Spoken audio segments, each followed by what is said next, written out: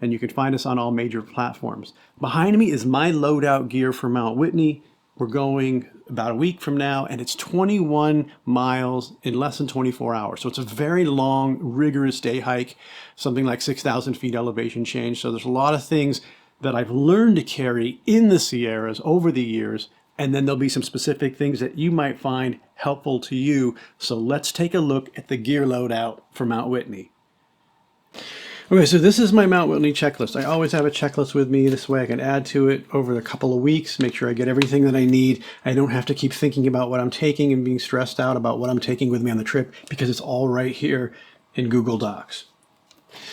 Okay, so I have a down jacket there, puffy. You all know what that is. It is not waterproof. That's what this shell is for.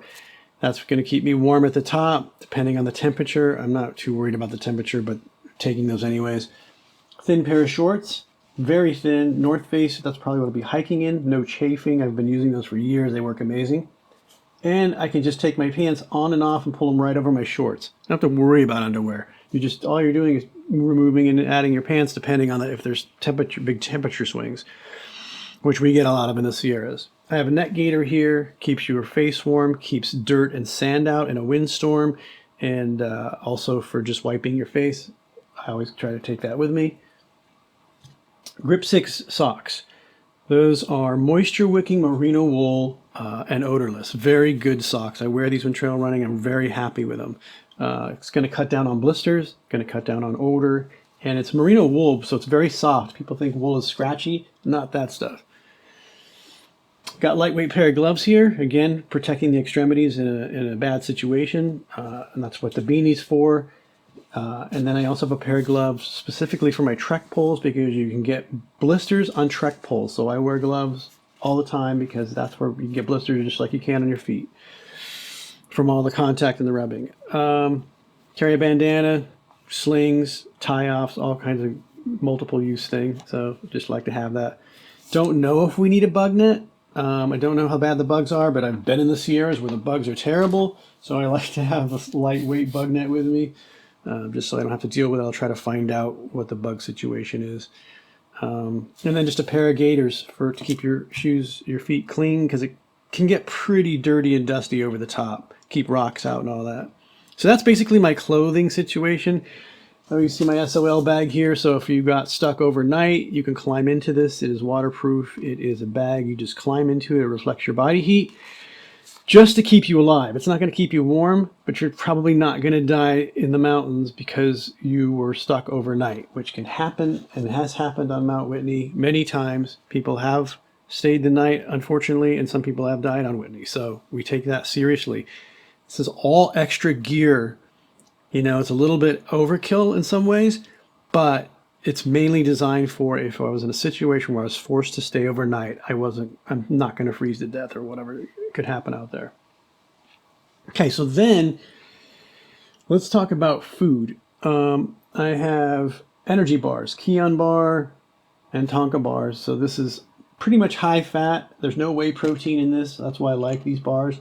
Whey protein tends to give you stomach aches and cramps when you are eating that on the trail, on the move, under a heavy load. That's why I don't eat whey protein on the trail.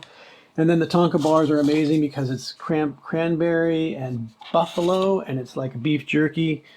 Had to eat one of those to try it. Loved it. So those will be going with us, half a dozen. We'll each be eating half a dozen of those. Plus the paleo granola, which is amazing. It's from Sun Life Organics. That stuff is incredible. I'm taking that with me. And then I have my GoPro. So on my GoPro, this would be my luxury item, 7 GoPro batteries, because we know how they last.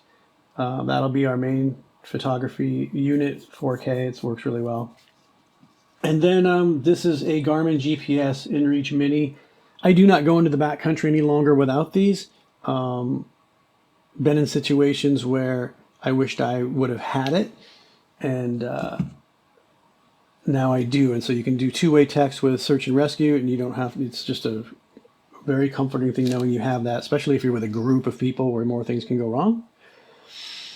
Then I have a Sawyer mini water system. So this is very efficient. In the backcountry, used it for years, use it with smart water bottles. It's a whole system. It's fantastic. It's like $20 on Amazon. It works amazing.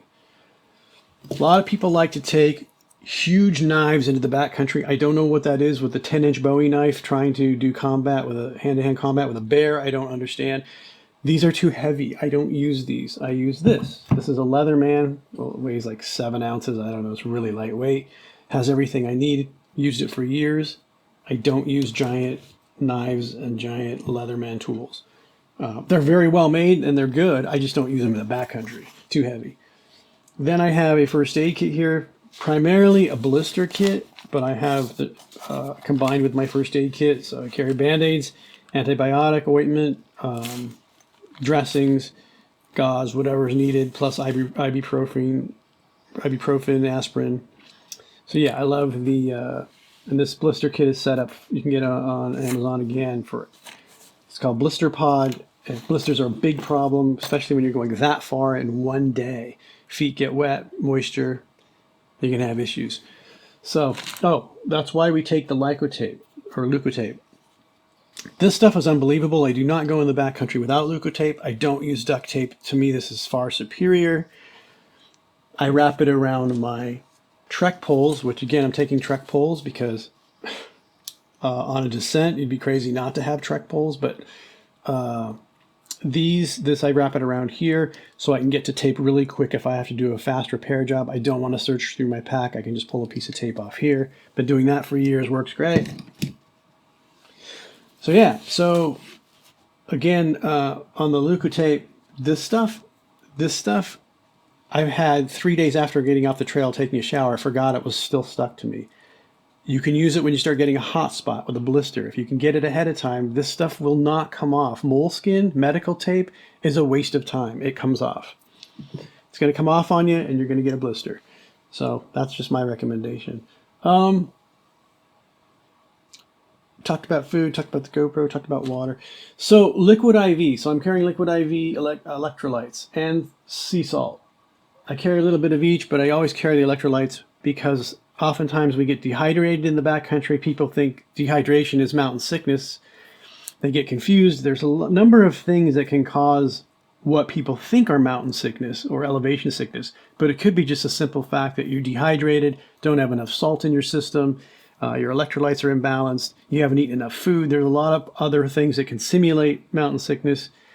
I deal with mountain sickness through breath work. It's my own technique. I have ways to avoid mountain sickness, so we can cover that in a little bit.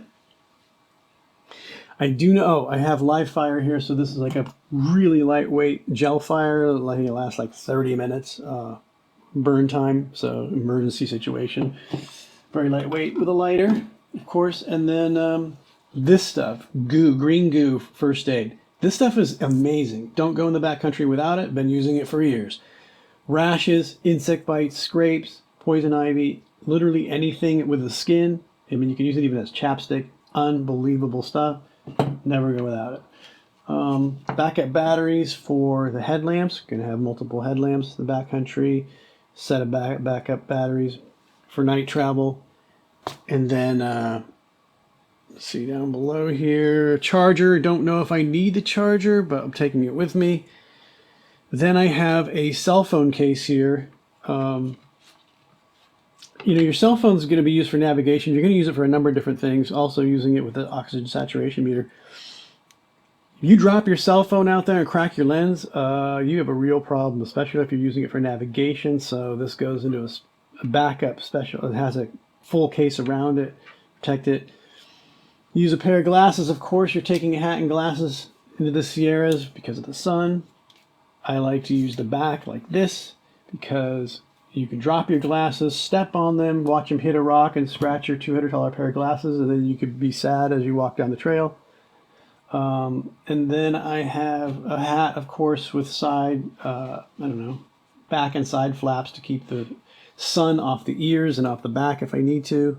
Probably wear it. Using Speed Goat 4s from Hoka on the trail because they were unbelievable on Mount Baldy. Love those shoes. I wear bricks for years, but all I'll say is that I switched. And then up here I have my 24-liter Osprey, smaller size pack, and I love this pack. So far I've used it a few times and I've really enjoyed it. These sections are too small for my cell phone, so I had to get a separate belt pack for it. So important that your cell phone fits right somewhere, because I had gotten it in here and it had fallen out on the trail on Mount Baldy, almost left it behind, but luckily I realized it was gone. Again, when you're navigating with it, you want to go the extra mile for your cell phone. If you noticed, we talked about smart water bottles and using the Sawyer Mini system. I always carry my water on the shoulder. There's a couple of reasons for that. It's because, number one, of course, it's handy. I can get to it. More importantly, number two, when that water's going down with electrolytes in there, you're going to know that you need to get water, and you're going to know if you're drinking enough. So again, a lot of problems that people have on the trail is dehydration because they're not drinking enough. Having your water here is best. Having it around your back where you can't see it and you don't feel like reaching around to get it and asking someone to get your water, you don't drink enough, you get dehydrated, and you don't even know how much water you're carrying. That's all I'm going to say about that. This is the best. So that about covers it. If there's anything else you guys can think of that I should be carrying, hit me up, but I'm pretty much there. I will be, when it comes to food, I will be carrying salami, cheese, and crackers, so I'm not going to do a lot of carbs. Again, I do mostly fat and low carb, and there's very good reasons for that. If you're doing a high carb and eating a lot of sweets on the trail, your energy is going to be going like a roller coaster, and I can't stand that. I like fat as my primary fuel source. I don't have cravings and wild up and downs on the trail, so I will be using primarily fat with some carbs. I still eat some carbs, just not a lot. Okay, that about covers it. Also, I'll be taking the oxygen saturation meter with me. I don't know if we talked about this.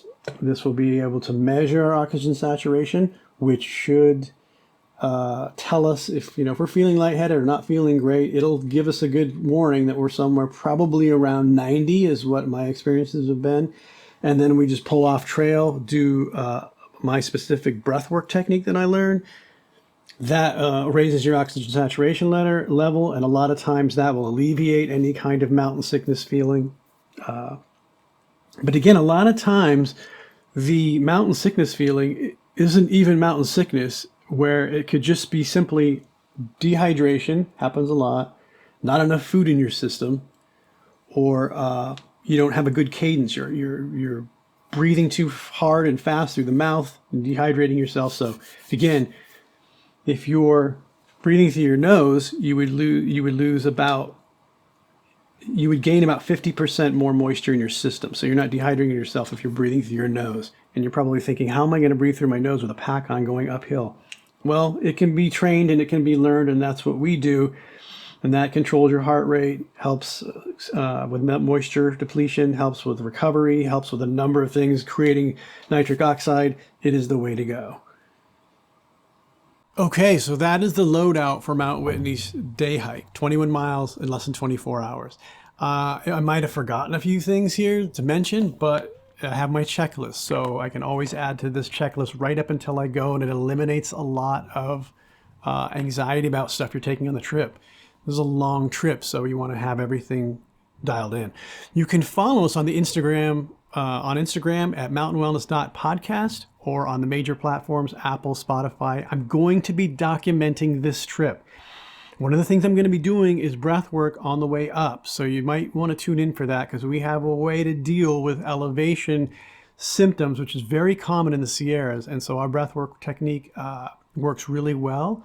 That's why I'm taking the oxygen saturation meter. We're going to do some data gathering, and it should be a good trip. I hope to see you guys on the mountain.